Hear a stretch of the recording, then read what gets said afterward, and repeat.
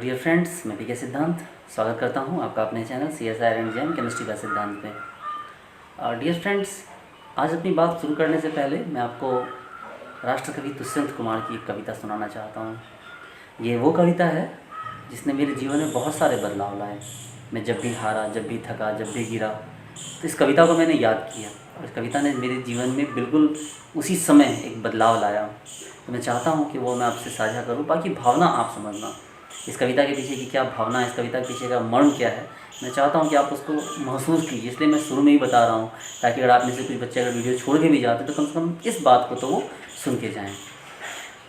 उनकी कविता है, इस नदी की धार से ठंडी हवा आती तो है, इस नदी की धार से ठंडी हवा आती तो है, नाव जर्जर ही सही लहरों से टकराती तो है। इस नदी की धार से ठंडी हवा आती तो है, नाव जर्जर ही सही लहरों से टकराती तो है।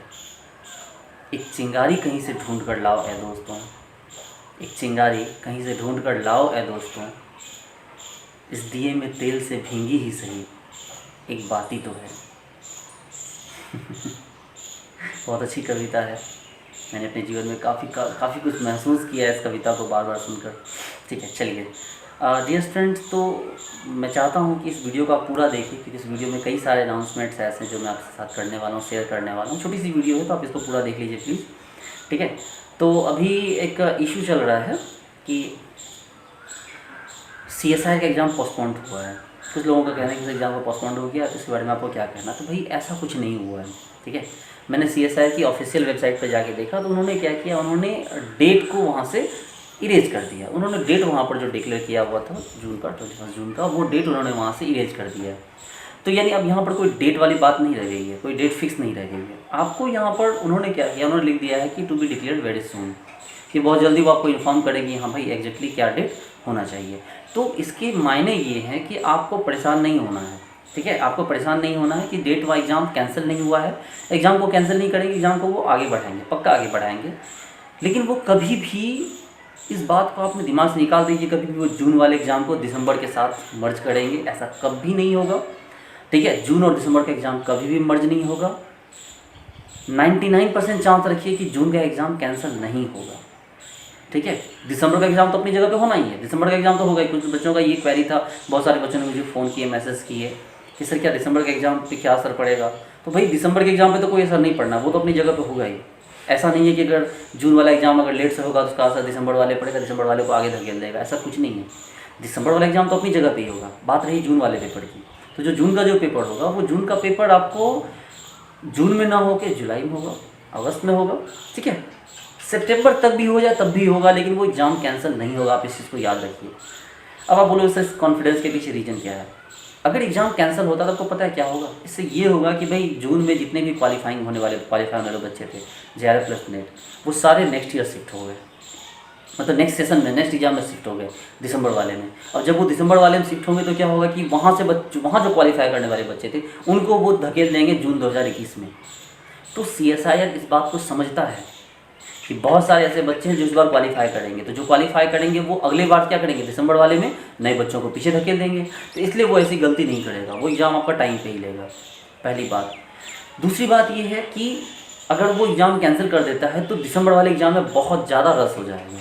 ठीक है, बहुत ज़्यादा जो क्लास हो जाएंगे वो भी पॉसिबल नहीं है, वो इतना क्लास नहीं होने देगा। ठीक है, इतना क्लास अगर हो जाएगा तो आपको वो उसके सारे सिस्टम ध्वस्त हो जाएंगे। ठीक है, और उसके बाद काफ़ी सारा इशू आने लगेगा। भाई कुछ बच्चे बोलेंगे कि उसको पूरा सॉफ्टवेयर बदलना पड़ेगा कि भाई जिन बच्चों ने जून के लिए पेपर भरा था उनको दिसंबर के लिए अलाउ करेंगे या नहीं करेंगे, या दिसंबर के लिए न्यू फॉर्म भरवाएंगे, तो वो काफ़ी कुछ क्लैश हो जाना। तो वैसा वो नहीं करेंगे, एग्ज़ाम लेट ही सही, एग्ज़ाम होगा जरूर। ठीक है, अब यहाँ पर इस बात को आपको समझना है कि इस बात के आपके लिए क्या मायने हैं। अगर एग्ज़ाम लेट हो रहा है तो इसके आपके लिए क्या मायने हैं, आपको क्या करना है यहाँ पर। तो आपके लिए देखिए, एग्ज़ाम तो मैंने बहुत सारे बच्चों से बात की तो उन्होंने बोला सर कोई फ़र्क नहीं पड़ता है, क्योंकि आफ्टर ऑल जिनको क्वालिफाई करना वही क्वालिफाई करेंगे। तो मैं बोला नहीं, ये गलत सोच है। ठीक है, देखिए 100 मीटर में दौड़ने वाला जो रेसर होता है, ज़रूरी नहीं कि वो 500 मीटर में दौड़ जाए, और 500 मीटर में जीतने वाला जो रेसर होता है ज़रूरी नहीं वो 1000 मीटर के रेस में वो फर्स्ट आ जाए। मेरे कहने का मतलब ये है कि एग्ज़ाम का डेट अगर आगे बढ़ता है तो मोस्ट ऑफ द बच्चे कहीं डिमोटिवेट ना हो जाएं।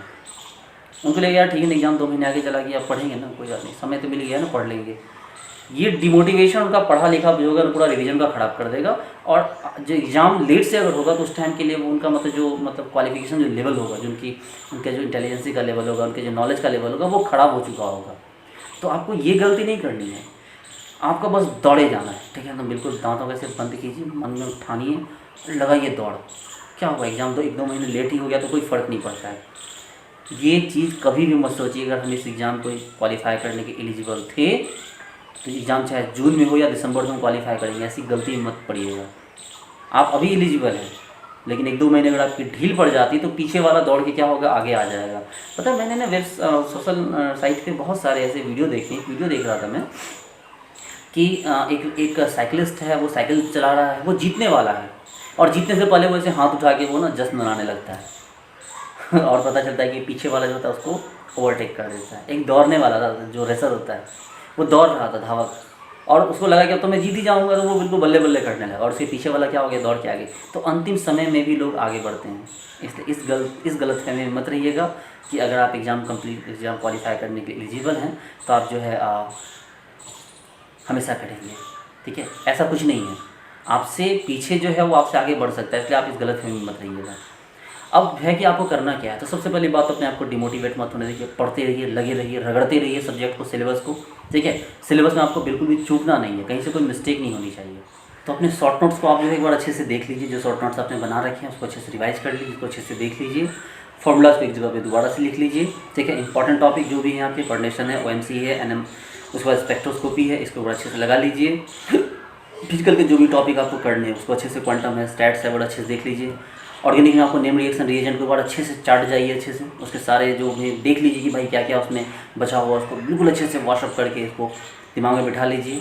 पेरिसाइक्लिक है, फोटोकेमिस्ट्री, ये सब बहुत ईजी टॉपिक है, इसको अच्छे से कर लेंगे। और जो है आपको बायोमोलिक्यूल वगैरह तो फिर आप देख लीजिए आपको क्या करना, बायोमोलिक्यूल पॉलीमर वगैरह है।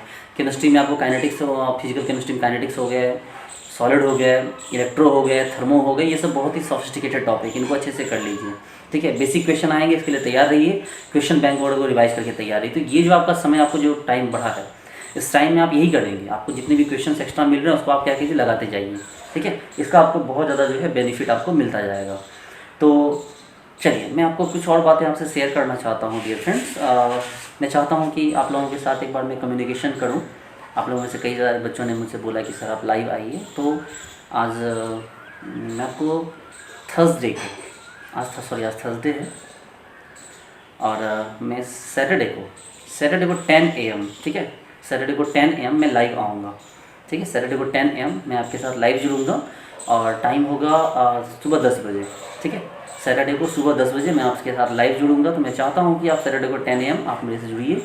आपकी जो भी क्वेरी होंगी, ठीक है, एग्जाम से रिलेटेड, टॉपिक से रिलेटेड जो भी आपके सवाल होंगे, मैं आपसे सीधे आपसे जुड़ के आपसे बात करना चाहता हूँ, आपके सवालों के जवाब देना चाहता हूँ। तो उम्मीद करता हूँ कि आप लोग मेरे से ज़रूर जुड़ेंगे, ठीक है। मॉर्निंग 10 AM, ठीक है, आप लोग मुझसे जुड़िए सैटरडे को। आज की तारीख जो भी 2 दिन बाद ही जो सैटरडे आ रहा है, ठीक है।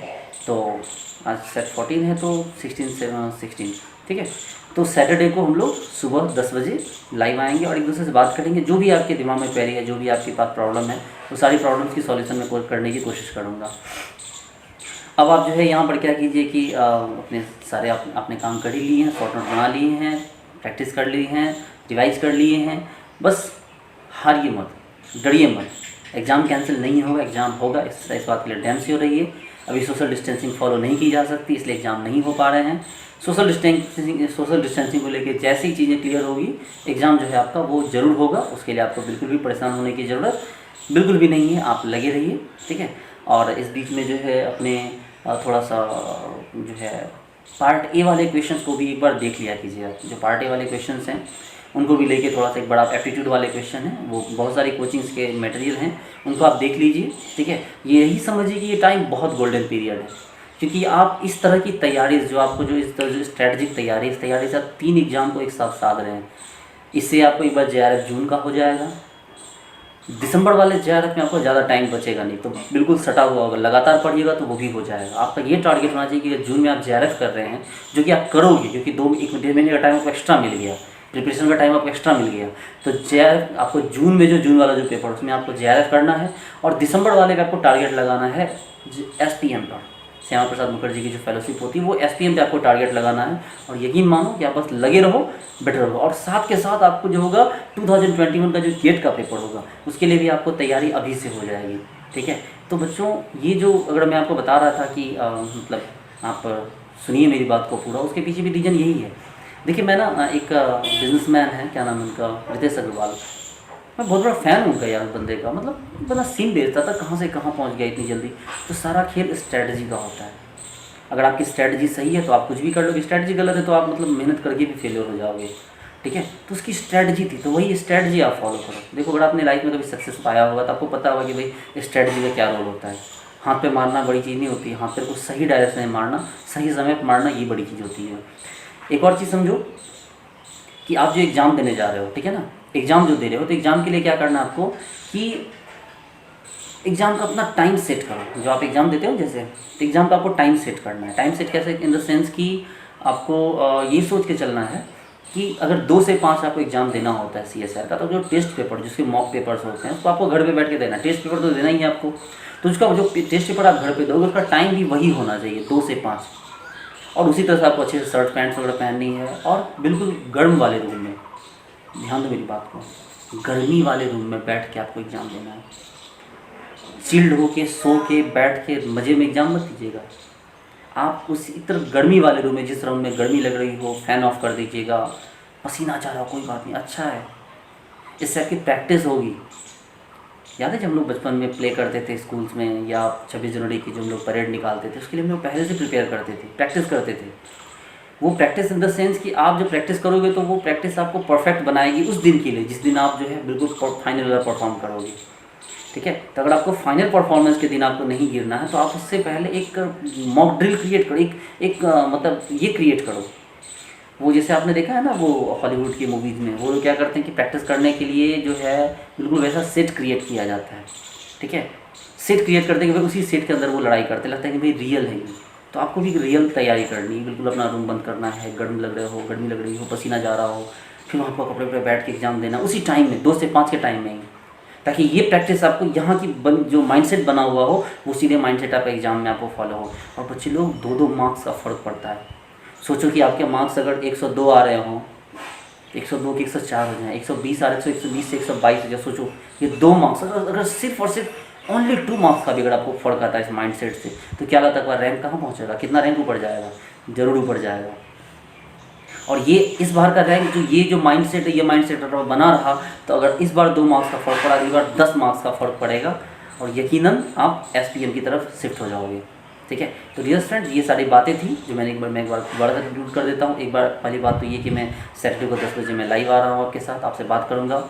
दूसरी बात ये कि आपको टेस्ट पेपर जो है देना है उसका टाइमिंग सेट कर लीजिए, 2 से 5 गर्मी वाले माहौल में, रूम का फ़ैन ऑफ कीजिए, AC बंद कीजिए, और बिल्कुल पसीना जा रहा कोई दिक्कत नहीं, उसी माहौल में आपको देना है, क्योंकि उसी माहौल में एग्जाम आपको वहाँ भी फेस करना पड़ेगा, ठीक है। दिसंबर वाले थोड़ी ठंड होगी, बट अभी से शरीर को थोड़ा तपाने की आदत डालिए, ज़्यादा इन्जॉय करके काम नहीं होता है। और तीसरी बात कि अपने नोट्स, असाइनमेंट, शॉर्ट नोट जो भी है उनको अच्छे से प्रिपेयर कर लीजिए, ताकि आपको एग्ज़ाम में जो है एग्ज़ाम में ज़्यादा से ज़्यादा हेल्प मिले। और डिमोटिवेट नहीं होना है, अगर डिमोटिवेट होंगे तो आपके यहाँ से 3 चीज़ें जाएंगी, जून का पेपर जाएगा, दिसंबर का पेपर जाएगा, और गेट का भी पेपर जाएगा। इन तीनों को पकड़ के रखना है तो डिमोटिवेट नहीं होना है, ठीक है डियर फ्रेंड्स। तो मिलते हैं नेक्स्ट वीडियो में, thank you so much, bye.